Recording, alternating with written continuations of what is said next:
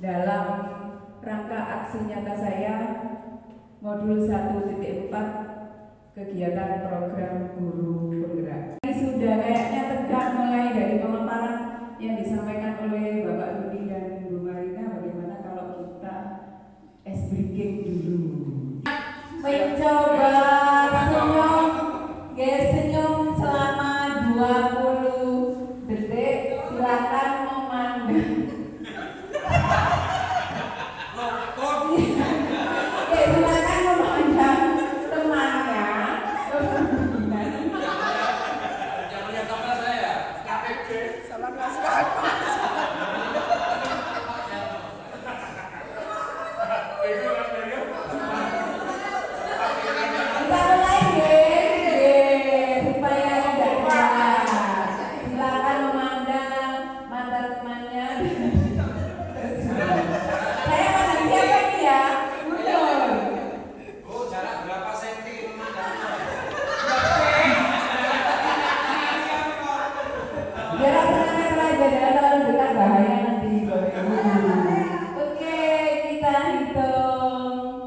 Silakan dimulai.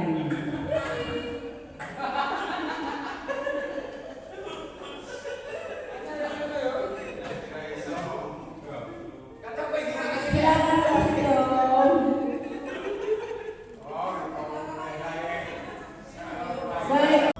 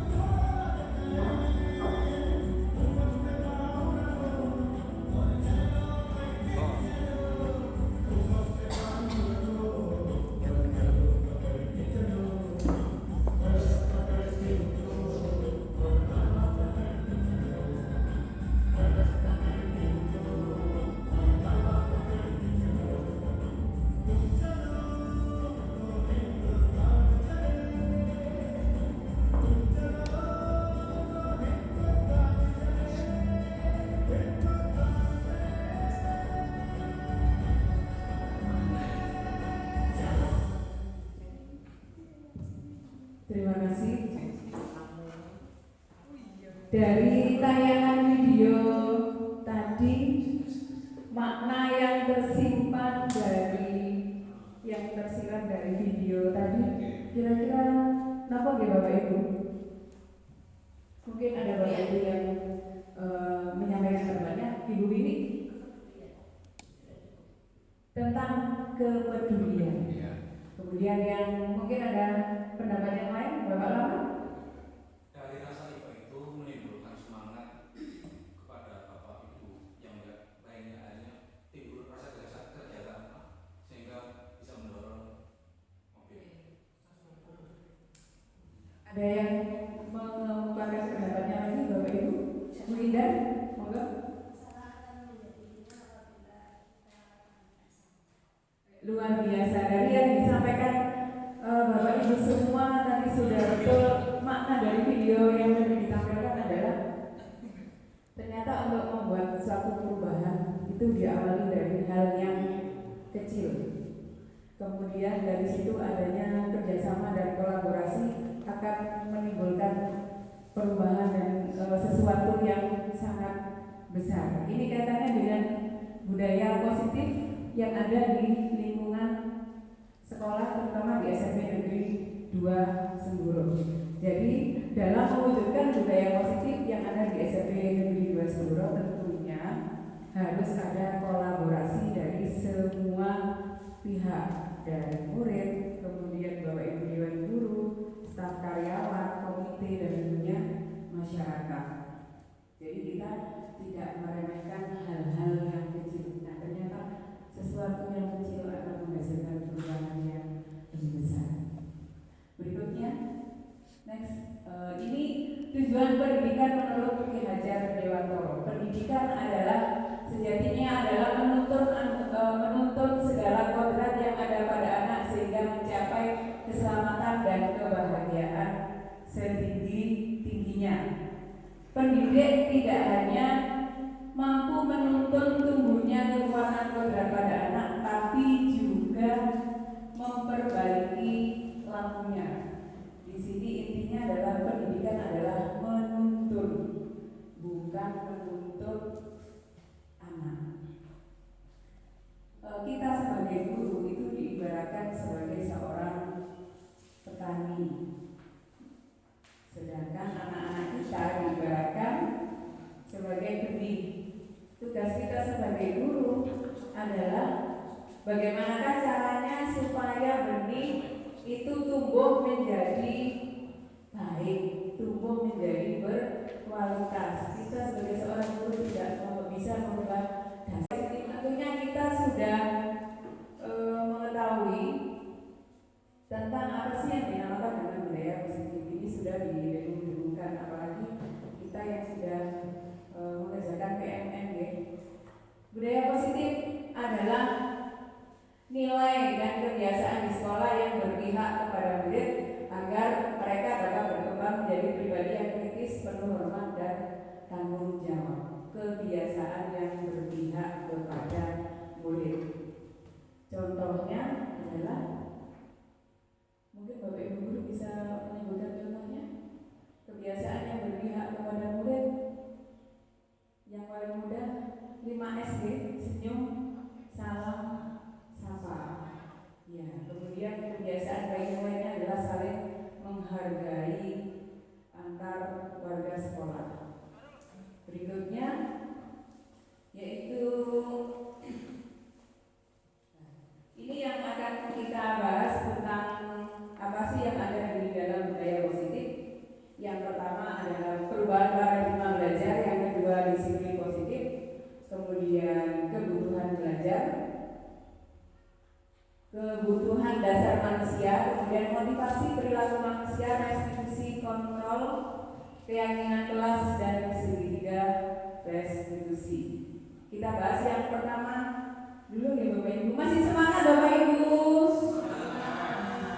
Terima. Untuk yang pertama saya ulang lagi ya, perubahan paradigma belajar. Untuk membangun budaya positif, sekolah harus menyediakan tempat yang aman dan nyaman sehingga nanti diharapkan akan terwujud murid yang mandiri, punya tanggung jawab.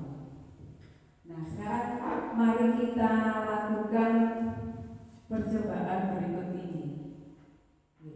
Yang tadi itu, ya, mari kita lakukan.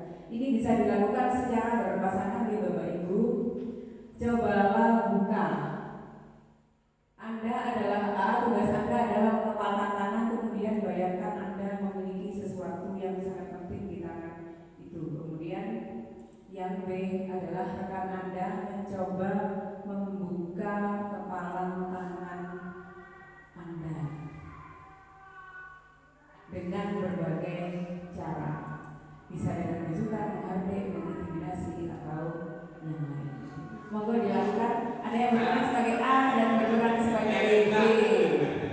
Bayangkan di kepala tangan si A itu ada sesuatu yang sangat berharga. Kemudian yang berperan sebagai B berusaha untuk membukanya. Bisa dimulai ya?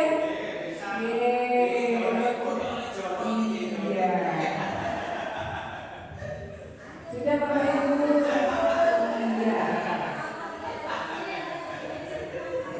Sudah dilakukan ya?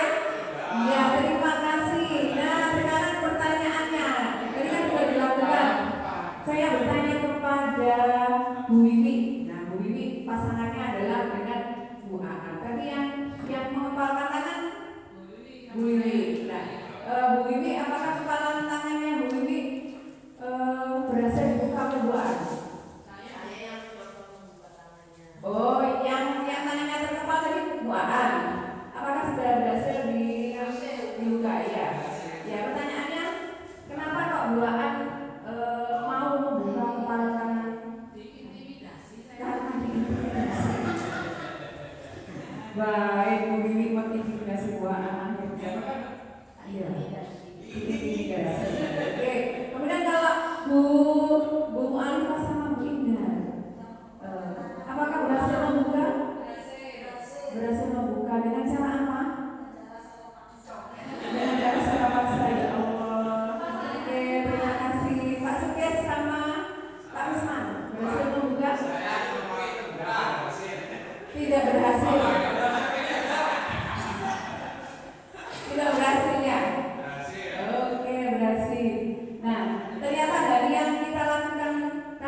kelihatannya dengan kontrol.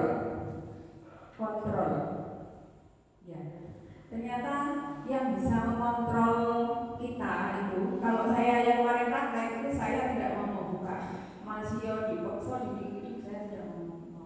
Ada juga yang mau buka.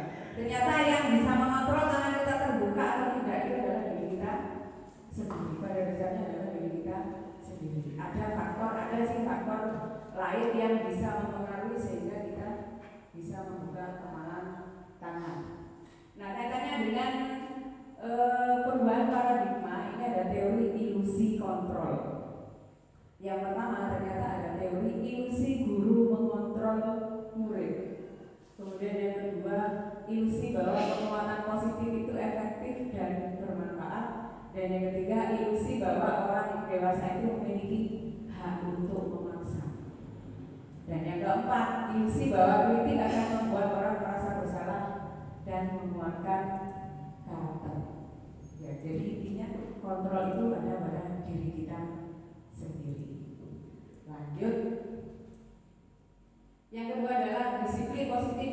Ketika kita bicara dengan disiplin, bayangan kita apa?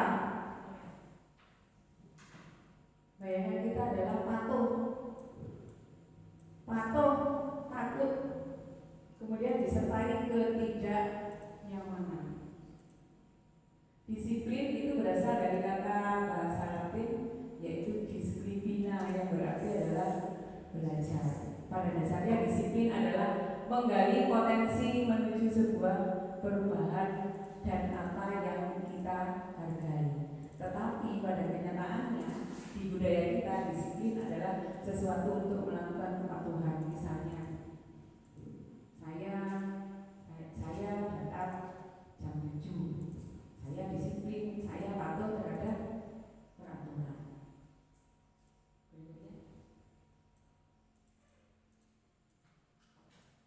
Ini disiplin hubungannya, kalau kita bicara disiplin tadi kita bicara tentang ketidaknyamanan, padahal itu belum benar. Yang benar adalah kita hargai atau pencapaian sesuatu yang mulia. Kaitannya dengan disiplin yang ada di sekolah yaitu disiplin positif adalah merupakan satu cara disiplin yang menumbuhkan kesadaran pada diri murid agar dia sadar tanpa adanya imbalan penghargaan, ancaman atau hukuman. Tugas kita sebagai guru adalah berperilaku mengacu pada nilai kebijakan universal dan memiliki potensi intrinsik dalam perubahan perilaku ke arah yang lebih baik. Jadi apapun yang kita lakukan motivasinya adalah berasal dari dalam diri sendiri, bukan dari luar atau motivasi ekstrinsik. Apa sih yang dimaksud dengan nilai-nilai kebijakan? Nilai-nilai kebajikan, gitu. Nilai kebajikan adalah nilai yang disepakati bersama tanpa memandang suku, agama, ras, dan latar belakang. Kalau di sekolah kita kenal sebagai dimensi profil pelajar Pancasila yang memiliki 6 dimensi, yaitu beriman dan bertakwa, berakhlak mulia, gotong royong, berkebinekaan global, mandiri, kreatif, dan kritis, dan benalar kritis. Kemudian ada juga nilai kebajikan yang lainnya, yaitu dari Indo Primary Years Program, yaitu ada toleransi, hormat, integrasi, mandiri. Kemudian ada keterampilan hidup atau life skill, misalnya dapat percaya, lurus hati, tidak merendahkan orang lain. Yang ketiga, kebutuhan dasar manusia. Kita sebagai manusia pada dasarnya memiliki 5 kebutuhan dasar. Yang pertama adalah kebutuhan bertahan hidup. Yang kedua, kebutuhan kasih sayang, kebebasan, kesenangan, dan penguasaan. Dan tentunya sebagai manusia kelima, kebutuhan ini harus seimbang. Bagaimana kalau tidak seimbang? Biasanya kalau tidak seimbang antara 5 kebutuhan ini, maka kita akan berusaha untuk mencarinya. Salah satu contohnya apa sih yang termasuk kebutuhan bertahan hidup, yaitu makanan, pakaian, kesehatan, keamanan, dan tempat tinggal. Nah, kemudian yang kedua yang kaitannya dengan kasih sayang adalah rasa diterima, peduli, berbagi, kerjasama dalam kelompok. Kemudian yang termasuk dengan kesenangan, berarti kesenangan kita, contohnya apa? Misalnya kalau saya kesenangannya adalah bernyanyi. Nah itu, kalau saya bernyanyi berarti saya ingin memenuhi kebutuhan kesenangan saya. Kemudian ada yang Bapak Ibu suka jalan-jalan, nah healing. Nah itu adalah salah satu cara yang dilakukan untuk memenuhi kebutuhan dasar kita, yaitu tentang kesenangan. Kemudian kebebasan misalnya mencoba hal yang baru. Kemudian yang terakhir adalah penguasaan, harga diri, keinginan untuk dianggap pemimpin, prestasi diakui dan didengar. Nah ini biasanya terjadi pada anak-anak ini yang penguasaan. Ketika anak-anak itu misalnya ke temannya berbuat sesuatu yang tidak menyenangkan, misalnya meminta uang, misalnya si A meminta uang ke B, itu ya pada dasarnya mereka hanya ingin menunjukkan kalau dia berkuasa, ingin dia ada. Oke. Kemudian yang keempat, nah ini yang keempat ini di program Guru Penggerak saya ini saya mendapatkan sesuatu yang luar biasa dan terkaget-kaget tentang motivasi perilaku manusia, yaitu tentang imbalan dan penghargaan. Kita dalam berperilaku, dalam melakukan sesuatu tentunya ada motivasi. Motivasi yang pertama adalah motivasi untuk menghindari hukuman atau ketidaknyamanan. Yang kedua adalah untuk mendapatkan imbalan atau penghargaan, dan yang ketiga adalah untuk menjadi seorang yang diinginkan dan menghargai dirinya sendiri sesuai dengan yang mereka percaya. Nah, kita ini termasuk yang mana? Dan murid kita termasuk yang mana? Apakah yang 1, 2, atau 3? Untuk yang menghindari hukuman sama mendapatkan imbalan dan penghargaan, itu termasuk motivasi ekstrinsik, motivasi yang berasal dari luar. Jadi biasanya kalau motivasi ekstrinsik ini sifatnya tidak menetap, tidak kontinu ya. Misalnya Ariel pada hari Senin menggunakan atribut lengkap. Apa tujuan kamu? Saya supaya tidak dihukum. Kemudian saya supaya dielem sama Bu A, supaya saya dikasih penghargaan. Nah itu motivasinya ekstrinsik. Tapi ketika tidak ada imbalan atau penghargaan, biasanya itu akan hilang. Tetapi kalau yang terakhir adalah untuk menjadi orang yang mereka inginkan dan menghargai diri sendiri dengan nilai yang mereka percaya. Nah ini kaitannya dengan motivasi intrinsik berasal dari dalam diri sendiri. Jadi meskipun tidak ada hukuman, tidak ada imbalan, itu tetap dilaksanakan karena kita percaya dengan nilai yang ada pada diri kita. Nah ini penghargaan. Menurut Alfikoh dihukum oleh penghargaan. Ternyata penghargaan itu banyak yang bersifat negatif.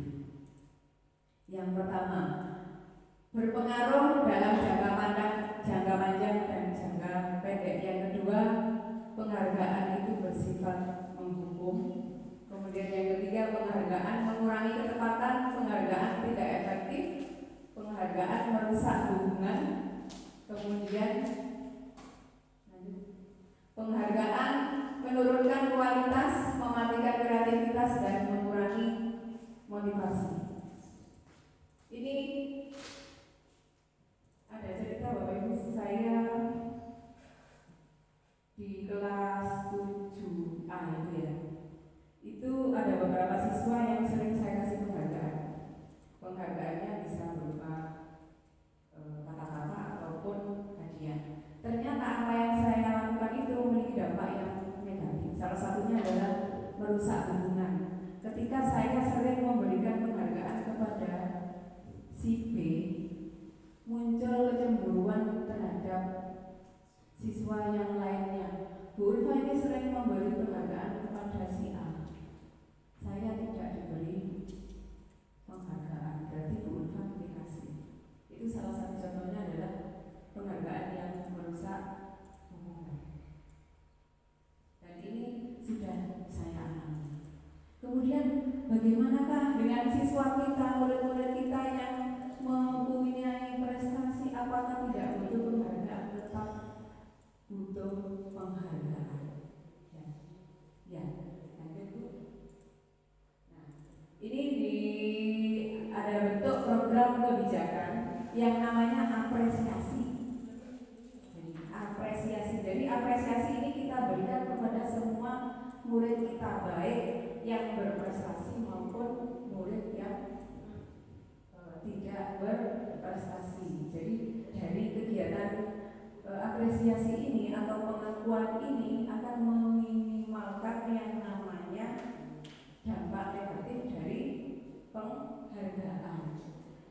Nah, apresiasi ini dapat kita wujudkan dalam beri pengakuan secara khusus secara pribadi ke semua murid dan dilakukan secara konsisten. Dan tentunya di apresiasi ini fokusnya adalah pada proses. Misalnya Akbar itu anak yang suka memunguti sampah. Apresiasi kita adalah bagaimana? Jadi kita membuat kata-kata supaya Akbar itu jadi yang bersumber pada nilai-nilai kebajikan. Nah, ini contohnya. Misalnya perilakunya, situasinya adalah memungut kertas atau sampah yang berserakan di lantai. Maka bentuk apresiasinya adalah Akbar, kamu punya rasa tanggung jawab yang luar biasa. Kamu memiliki rasa empati terhadap lingkungan sekitar. Itu salah satu contoh bentuk apresiasi yang dilakukan oleh guru terhadap murid kita. Halo Bapak Ibu, ngantuk ya? Ngantuk, oke kita tepuk dulu ya. Tepuk satu. Yes, tepuk satu. Tepuk satu. Tepuk dua. Oke. Tepuk tiga. Semangat. Tepuk satu. Tepuk dua. Oke. Tepuk tiga. Semangat. Tepuk empat. Konsentrasi. Tepuk empat. Konsentrasi. Terima kasih. Kita lanjutkan. Ini Bapak Ibu, mohon maaf ya, saya kasih soal. Ini soalnya kita memilih dari 4 pernyataan, dari pernyataan 1, 2, 3, 4, 5, 6. Ini manakah yang termasuk hukuman atau konsekuensi? Oke. Mungkin yang pertama termasuk apa? Yang pertama mencatat 100 kali dalam buku. Termasuk apa? Termasuk hukuman. Baik. Kemudian yang kedua, lari mengelilingi lapangan 2 kali karena terlambat hadir. Hukuman. Oke. Yang ketiga, murid diminta untuk push up 15 kali karena hukuman. Yang keempat, menggantikan kertas dengan teman yang telah dicoret-coret, konsekuensi. Kemudian membersihkan tumpahan air di meja, konsekuensi. Kemudian murid disuruh untuk tidak menggunakan sepatu karena menggunakan sepatu tidak menggunakan sepatu hitam. Konsekuensi terus lari mengelilingi lapangan 2 kali karena terlambat 10 menit. Masuk.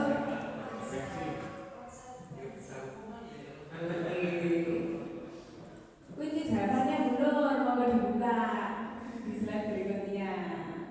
Nah, hukuman konsekuensi hukuman konsekuensi. Apa perbedaannya hukuman dan konsekuensi? Pak Resman mungkin bisa membantu menjawab.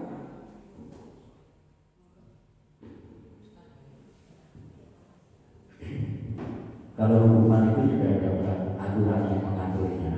Kalau konsekuensi itu ada kesepakatan dari antara, kalau di sekolah mungkin antara guru dengan murid. Terima kasih. Bapak Ibu guru yang lain mungkin bisa menambahkan, Bu Wiwi atau Pak Tulis.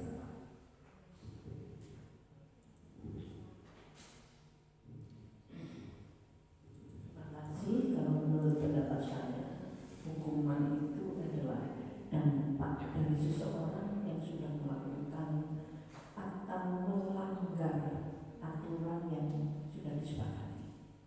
Kalau konsekuensi itu menurut pemahaman saya adalah sudah tahu aturan dan dia tetap melakukan kesalahan, dia sudah tahu konsekuensinya harus bagaimana. Jadi ada solusi konsekuensi. Kalau hukuman hanya perlu untuk menebus kesalahan, kalau konsekuensi solusi dari dampak pelanggaran itu. Nah, kalau hukuman biasanya dari orang lain, kalau konsekuensi timbul dari dirinya sendiri. Kalau sudah merusak itu konsekuensinya bagaimana? Ya harus diperbaiki. Tadi timbul dari saya.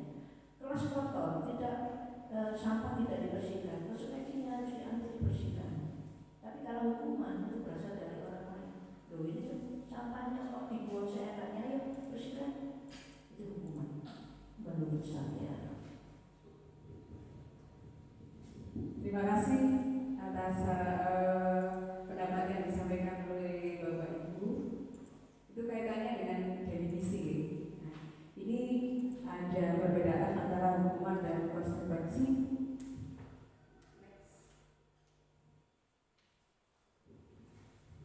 Ini ada tabel perbedaan hukuman dan konsekuensi disadur dari Diana Gosen.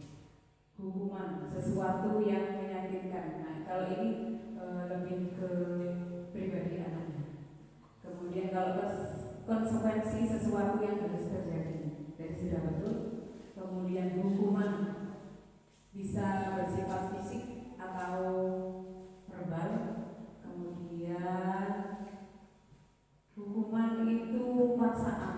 Kemudian kalau konsekuensi ada stimulus, ada respon. Jadi contohnya ketika menumpahkan air di meja, maka konsekuensinya adalah membersihkan.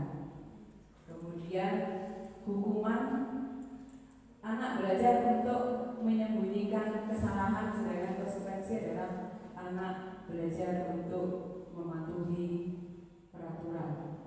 Dan yang terakhir, di hukuman itu menimbulkan ada rasa marah, rasa bersalah, dipermalukan, merasa tidak dihargai. Dan di konsekuensi ini anak akan kehilangan hak, kemudian dibuat tidak nyaman meskipun sementara, kemudian diasingkan, sama tadi ya, diasingkan untuk sementara. Lanjut.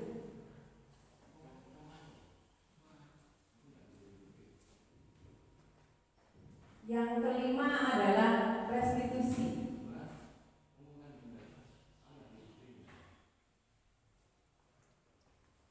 Apakah yang dimaksud dengan restitusi? Restitusi adalah suatu proses menciptakan kondisi bagi murid di mana untuk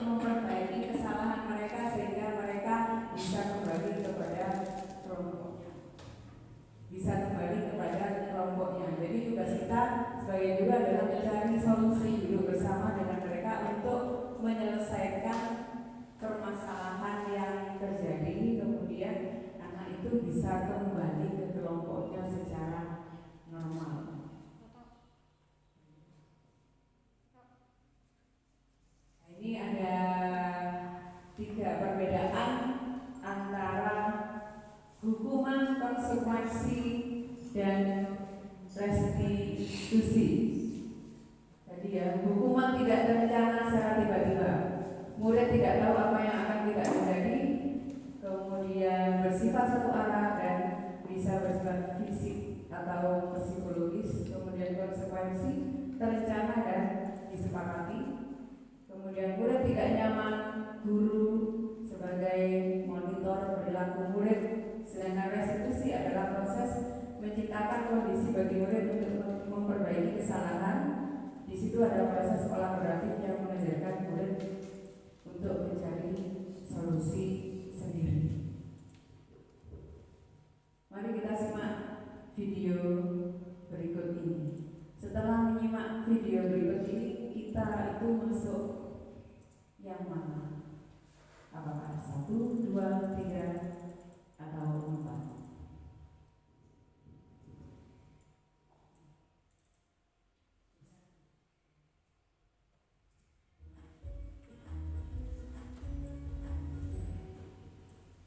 Salam bahagia Ibu dan Bapak Guru hebat.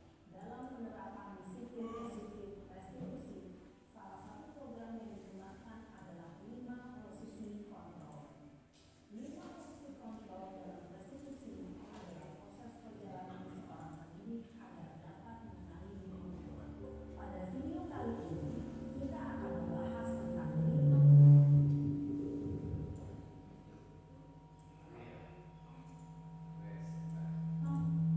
posisi kontrol yang digunakan oleh Diane Rosen dan contoh penerapan.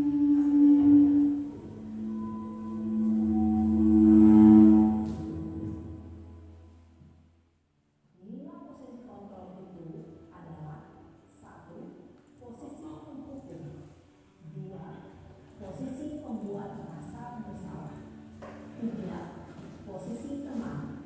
4. Posisi pemantau atau monitor. Dan 5. Posisi manajer. Untuk lebih memahami kelima posisi tersebut, mari kita saksikan kasus Naren yang terlambat hadir 20 menit di sekolah dan melihat bagaimana kelima posisi kontrol dalam menghadapi masalah tersebut.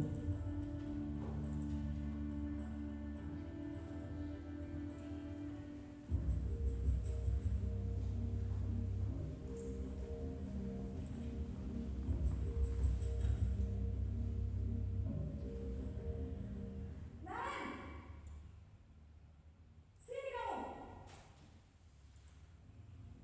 Selamat pagi Bu. Selalu terlambat. Kamu deh, pasti terlambat.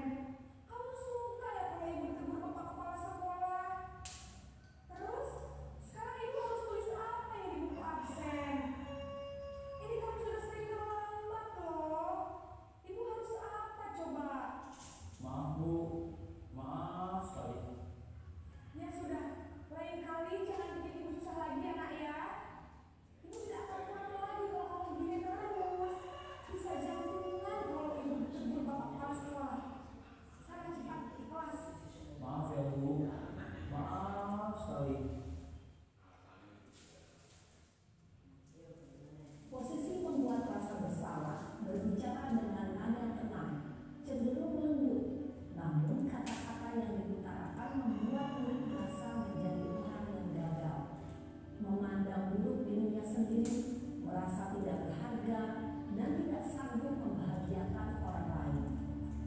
Ketika guru mengambil posisi pembuat rasa bersalah, murid akan menganggap dirinya yang bersalah dan ia akan menyimpan emosi negatif tersebut di dalam dirinya.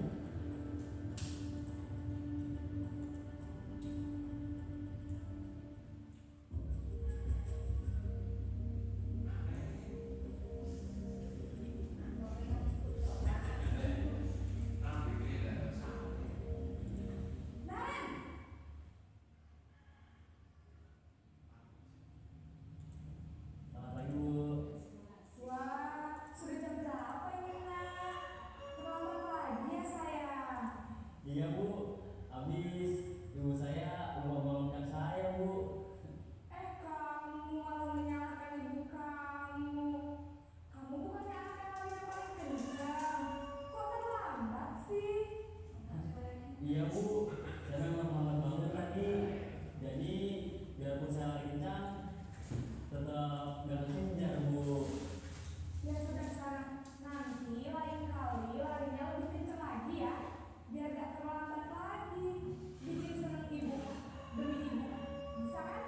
Bisa lah Bu. Ya sudah sana ke kelas. Ibu beresin urusan absen kamu. Kamu ini ada-ada saja.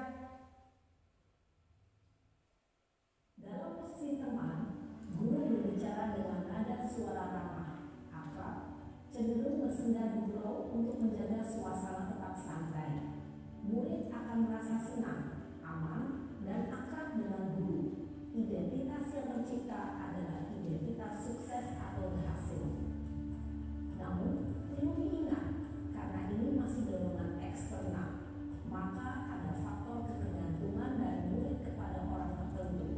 Di sini guru absennya, sehingga di lain waktu murid bisa berperilaku baik, namun hanya kepada orang-orang tertentu saja.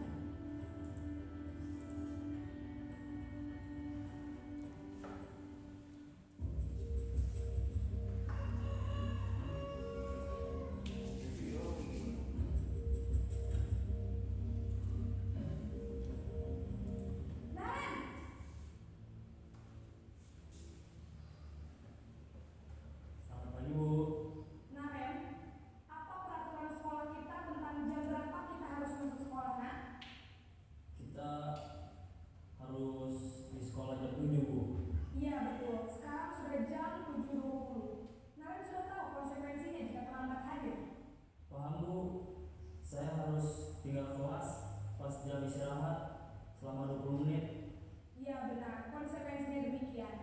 Jadi nanti jam 9.30 pas istirahat, kamu harus tinggal di kelas, kerjakan tugas tambahan untuk ketertinggalan kamu, ya? Baik Bu. Posisi pemantau mengandalkan penghitungan atau data untuk mengontrol murid. Guru mengarahkan murid berdasarkan peraturan dan konsekuensi. Seorang pemantau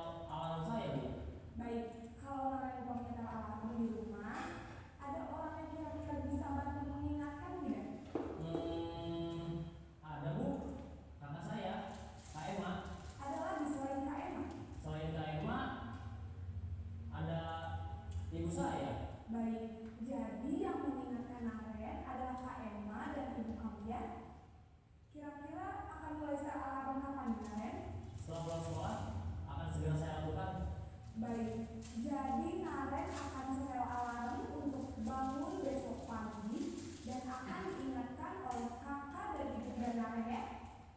Ada lagi yang mungkin perlu dilakukan Naren agar tidak terlambat bangun lagi? Tidak ada, Bu. Baik Naren, terima kasih untuk kerjasama kamu. Sekarang kamu perlu kembali ke kelas untuk belajar. Baik, Bu. Terima kasih.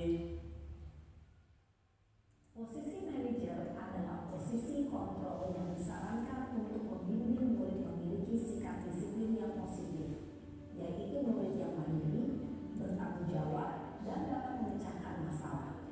Tujuan dari posisi ini adalah agar murid dapat berefleksi atas tindakannya. Guru akan dengan tulus memberikan pertanyaan-pertanyaan bermakna, sehingga membuat murid dapat belajar dari kesalahannya dan mencari sebuah solusi untuk menyelesaikannya. Ibu dan Bapak Guru hebat, setelah mengamati adegan 5 posisi kontrol tadi, kira-kira posisi mana yang paling ideal? Posisi mana yang dapat menunjang motivasi prinsip murid? Ya, tentu posisi manajer. Posisi ini memang posisi ideal dan ingin dituju setiap murid. Pada posisi inilah, guru dapat menerapkan disiplin positif yang berpihak pada murid, yang memerdekakan murid. Perjalanan seorang pendidik tentunya tidak mudah untuk sampai pada posisi seorang manajer. Namun, tujuan kita pasti, yaitu menciptakan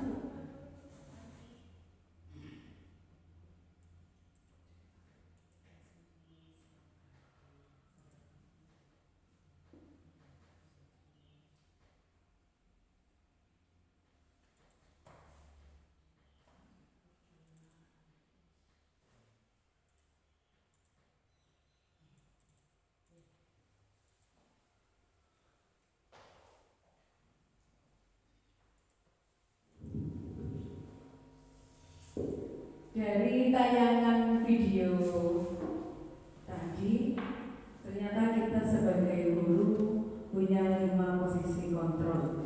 Yang pertama adalah sebagai penghukum, yang kedua pembuat rasa bersalah, yang ketiga sebagai teman, yang keempat pemantau, dan yang kelima adalah manajer. Dari 5 posisi kontrol ini, di seyogianya kita sebagai guru adalah kita berperan sebagai manajer. Bapak Ibu, saya ini punya pengalaman dan sampai sekarang saya ingat terus. Ini sebelum ini Bu, yang tadi. Nah, ini tentang posisi 5 kontrol yang sudah saya terapkan. Sebelum saya mengikuti kegiatan guru penggerak ini, saya itu posisinya, saya sendiri adalah di posisi penghukum. Jadi ketika anak-anak ketemu dengan saya, Bu Ulfa mesti lari. Loh kenapa? Saya takut Bu. Loh kenapa? Apa saya lancar? Enggak Bu, saya takut dihukum karena memang saya sering menghukum mereka karena ketidakdisiplinan mereka. Setelah saya mempelajari modul ini, saya mencoba dengan diri saya sendiri untuk merubah dari yang menghukum kemudian membuat rasa bersalah itu minimal menjadi pemantau. Saya pernah menerapkan dengan teman, yaitu posisi teman ketika dengan anak kelas 7A yaitu Flora. Ternyata dengan posisi teman itu membuat anak-anak dengan kita itu kurang ada unggul-unggulnya. Ya, ternyata salah juga. Ketika membuat rasa bersalah, ini saya pernah menerapkan dengan Flora. Itu juga demikian. Flora sampai ketemu saya itu melengos. Waktu itu saya bilangnya di saya itu istilahnya menghukum Flora di depan umum. Saya bilangnya dengan kata-kata kasar saya, Flora kurang kasih sayang. Nah itu ternyata sangat ke hati, itu sangat nyata gitu. Dan itu 1 bulan Flora ketika ketemu saya melengos. Nah ini kenapa? Kemudian saya dari situ saya belajar. Nah ternyata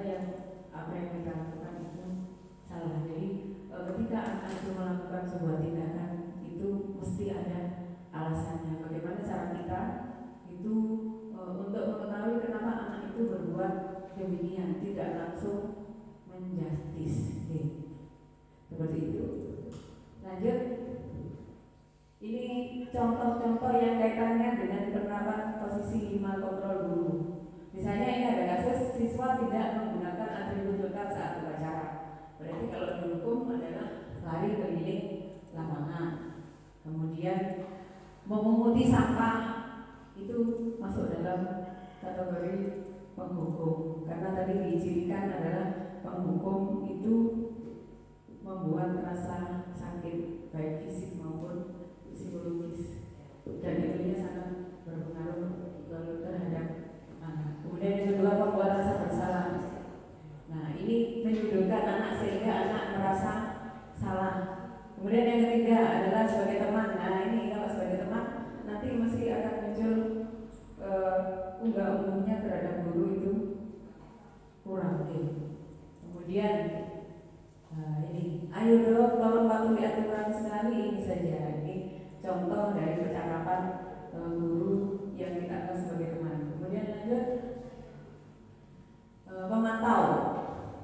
pemantau berarti menanyakan tentang peraturan-peraturan dan data-data yang sudah ada.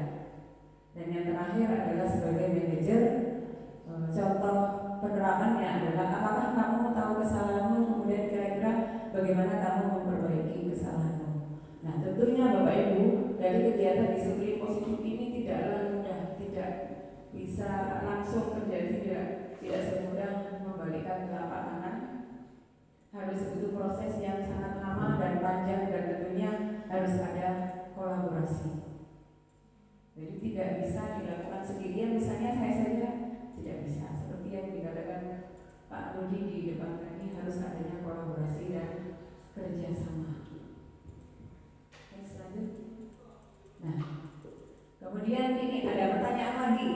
Kira-kira ini yang pertama, saya kecewa dengan kamu, ini masuk dalam posisi yang mana dari 5 yang tadi? Dari 5 yang tadi kita masuk posisi yang mana? Yang 5 tadi, saya kecewa sekali dengan kamu, membuat rasa bersalah. Kemudian yang kedua, kamu tidak benar melakukannya. Mesti wes kamu tidak tahu bener ya jawab soal. Itu termasuk yang mana? Apakah penghukum, membuat rasa bersalah, teman, pemantau atau manajer? Untuk yang kedua, penghukum. Kemudian yang ketiga, ayolah lakukan demi ibu sebagai teman. Kemudian yang keempat, apakah kamu mau mendapatkan stiker bintang ini? Ini katanya dengan penghargaan ya. Berarti masuk yang mana? Masuk manajer, memantau, pembuat rasa bersalah, hukuman atau teman? Manajer. Oke, sekarang yang berikutnya, bagaimana kamu bisa menyelesaikan masalah ini? Manajer. Yang terakhir, kamu salah permanen akhir, pembuat rasa bersalah. Dibuka mundur kuncinya, digeser gitu ya.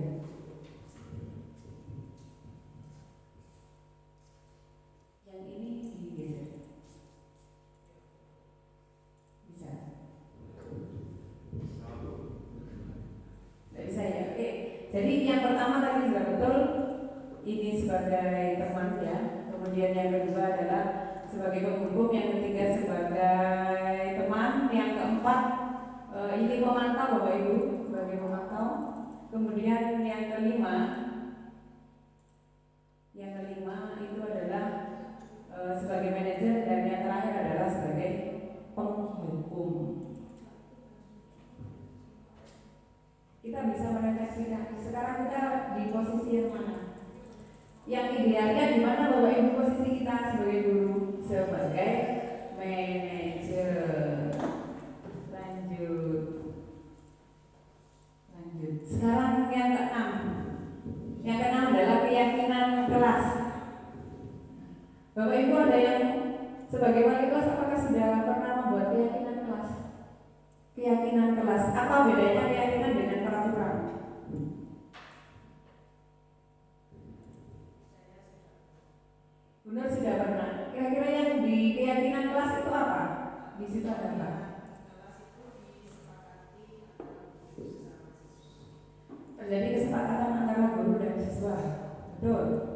kemudian apa lagi? Oke ya, di dalam keyakinan kelas itu ada nilai kebajikan atau prinsip universal. Jadi di situ ada nilai-nilai yang umum yang tidak memandang agama, suku, dan ras.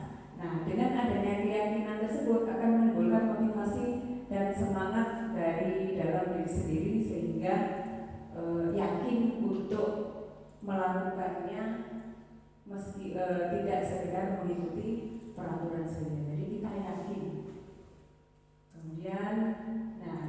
Kemudian keyakinan kelas itu bersifat abstrak, kemudian lebih terperinci dan konkret, bersifat universal. Pernyataan dibuat dalam bentuk positif, hendaknya tidak terlalu banyak, cukup 5 saja. Kemudian semua warga sekolah ikut berpartisipasi dan berkontribusi. Kemudian keyakinan kelas bisa ditinjau dari waktu ke waktu dan diterapkan di lingkungan. Jadi di situ ada kesepakatan antara guru dan murid dan dilaksanakan di situ. Jadi kalau kita membuat sendiri ya harus kita sepakati sendiri. Lanjut. Nah ini tentang peraturan itu ternyata ada di paling bawah kecil. Kemudian dari peraturan dibesarkan lagi menjadi keyakinan kelas, kemudian lingkungan positif dan budaya positif. Jadi budaya positif akan terwujud apabila lingkungannya positif, kemudian ada keyakinan kelas dan tentunya harus bersinergi, berkolaborasi dan dilakukan secara kontinu. Nah, ini ada perbedaan peraturan dan keyakinan kelas. Jadi dalam membuat keyakinan kelas itu ada tahapannya. Yang pertama kita buat peraturannya dulu. Nah, dari peraturan tersebut kita rubah menjadi kalimat positif. Dari kalimat positif kita buat keyakinannya. Contohnya ini, gunakan masker. Ini peraturannya. Maka keyakinannya, kenapa kita harus menggunakan masker? Kita yakin kalau menggunakan masker kita akan sehat. Kalau sudah yakin meskipun tidak ada peraturannya, mesti kita akan menggunakan masker. Seperti helm, menggunakan helm peraturannya. Kalau tidak menggunakan helm pada saat mengendarai sepeda motor maka akan ditilang. Tetapi kalau kita yakin menggunakan helm itu bisa menyebabkan bisa selamat. Jadi meskipun tidak ada peraturan kemanapun kalau kita bersepeda, kita yakin kalau kita akan selamat. Yang terakhir adalah segitiga restitusi. Ini segitiga restitusi. Ini adalah suatu proses dialog yang dijalankan oleh guru agar dapat menghasilkan murid yang mandiri dan bertanggung jawab. Ada 3 tahapan dalam segitiga restitusi. Yang pertama adalah menstabilkan identitas, yang kedua validasi tindakan yang salah, dan yang ketiga adalah menanyakan keyakinan. Nah, di segitiga restitusi ini adalah posisi guru sebagai manajer. Sebenarnya ini sudah kita lakukan, ya.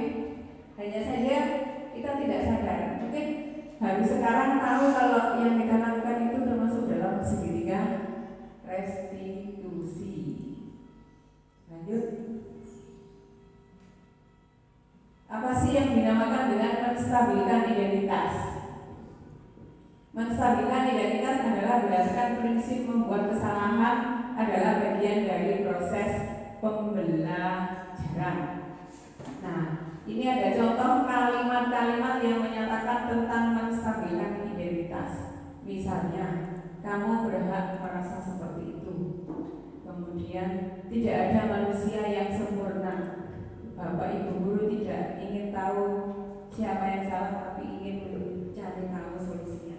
Jadi menstabilkan identitas murid supaya murid itu jadi lebih tenang dulu. Misalnya ada anak berkelahi, si B dan si C berkelahi, yang A itu sangat marah sekali. Bagaimana caranya kita menstabilkan si A supaya lebih tenang terlebih dahulu? Kemudian yang kedua, langkah yang kedua adalah validasi tindakan yang salah. Adalah berdasarkan prinsip bahwa setiap perilaku memenuhi kebutuhan dasarnya. Jadi apapun yang kita lakukan, yang dilakukan oleh murid-murid kita, itu pada dasarnya adalah mereka punya alasan. Salah satunya adalah untuk memenuhi kebutuhan dasarnya. Misalnya dalam perkelahian antar anak-anak, itu kebutuhan dasarnya apa? Mungkin saja mereka ingin penguasaan, ingin menunjukkan ini loh saya, atau mungkin karena kebutuhan dasar yang dipenuhinya adalah kurang kasih sayang. Nah, di situ kita bisa menggali informasi alasan mereka melakukan tindakan itu bagaimana. Contoh kata-katanya adalah kamu pasti punya alasan melakukan hal itu. Kemudian kamu patut bangga terhadap apa yang sudah kamu lakukan dan kamu pertahankan. Dan yang ketiga adalah menanyakan keyakinan. Jadi keyakinan. Jadi kalau kita sudah yakin apa yang kita percaya, pastikan kita melakukannya dari hati yang paling dalam. Ya. Berdasarkan prinsip teori kontrol bahwa pada dasarnya kita adalah termotivasi secara intrinsik. Apapun yang kita lakukan adalah motivasi dari dalam diri kita sendiri. Contoh percakapannya adalah apakah keyakinan kelas kita, nilai apa yang sudah disepakati bersama, kemudian seperti apa gambaran ideal kelas bagi kamu dan kamu ingin menjadi orang yang seperti apa. Jadi dalam menangani masalah apapun tentang murid itu hendaknya menggunakan segitiga restitusi. Ini ada video Bapak Ibu tentang tugas saya di JGP dan sudah saya terapkan di beberapa anak. Monggo ditanyakan dulu.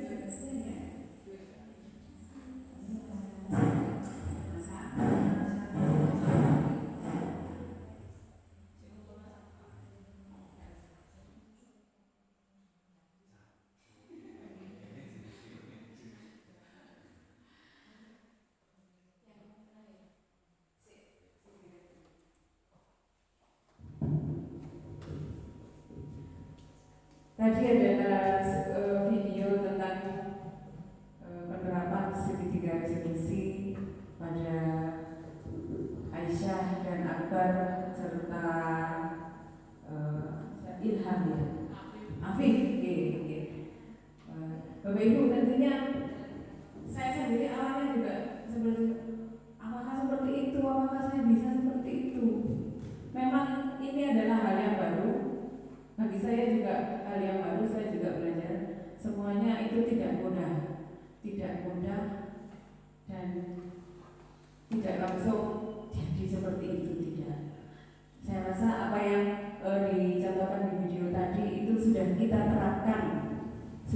terapkan kepada murid-murid kita. Hanya saja kita tahu istilahnya itu ya di sekarang ini di definisi budaya positif. Jadi intinya di budaya positif adalah kebiasaan positif yang dilakukan oleh semua warga sekolah, baik Bapak Ibu guru, staf yang murid dan semuanya yang berada di sekolah, yang nantinya tentunya diharapkan akan mewujudkan murid yang memiliki rasa tanggung jawab, rasa empati baik bagi dirinya maupun orang lain. Nah, ini penutupnya adalah dalam penerapan budaya positif tentunya dibutuhkan kolaborasi seluruh warga sekolah secara kontinu dan konsisten.